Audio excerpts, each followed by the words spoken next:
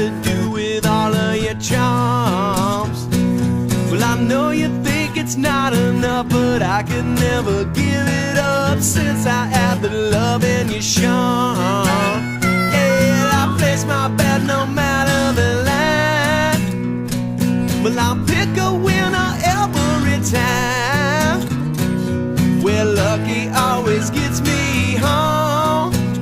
Yeah, with luck in here I can't go wrong.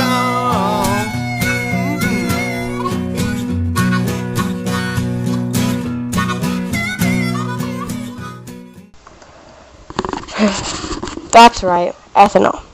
Ethanol is a renewable fuel that comes from agricultural feedstocks and thus can be produced domestically. Using ethanol made from corn instead of gasoline would lead to 13% reduction in greenhouse emissions. Using other ethanols from feedstocks like switchgrass could result in 88% less greenhouse gas emissions. Using ethanol also results in less pollution, reducing smog-forming emissions by as much as 50% relative to gasoline. Ethanol-powered vehicles do contribute to global warming, but experts disagree about just how much greenhouse gas is emitted by using ethanol. It is sometimes expected that by using ethanol, net carbon dioxide emissions would be almost zero, because crops used to make ethanol absorb CO2 from the atmosphere during their growth. But in reality, the cycle is wrong, because it fails to recognize the other greenhouse gas emissions that occur while ethanol is being made. If you think about it, modern farming, for example, relies heavily on diesel-powered equipment that emits greenhouse gases. And creating ethanol is also an energy-intensive process that uses electricity generated from coal, which is another source of greenhouse emissions. Researchers at UC Berkeley recently examined 6 major studies of ethanol production and concluded these observations. However, the researchers note that more dramatic reductions are possible if technology advances make it economical to make ethanol from crops like switchgrass, a crop currently grown by some U.S. farmers to control erosion on idle fields. As said before, this would reduce greenhouse emissions by 88%. It is said that it takes more energy to reduce it than it delivers as a motor fuel, but UC Berkeley contradicts that criticism.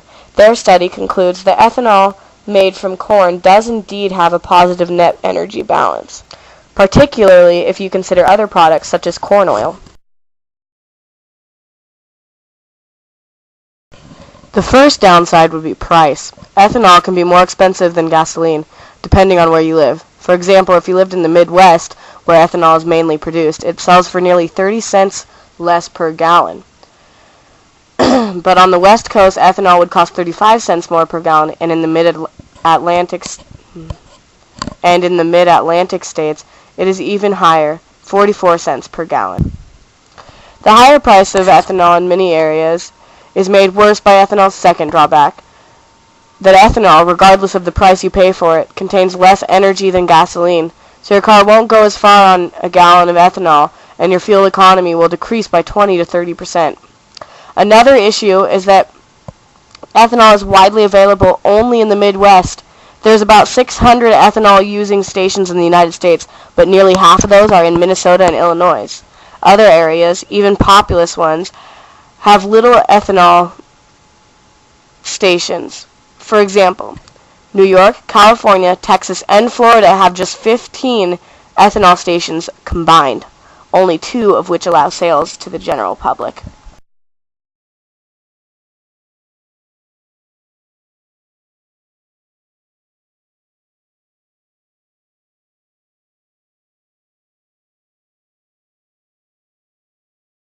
Really loud the way I was talking. Bring it closer.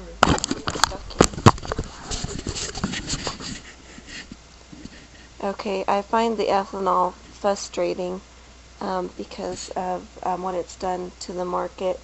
It's driven up our grain prices by, oh gosh, I'm paying $11, $12 a bag of grain. Now I'm paying anywhere from $18 to $24 a bag of grain.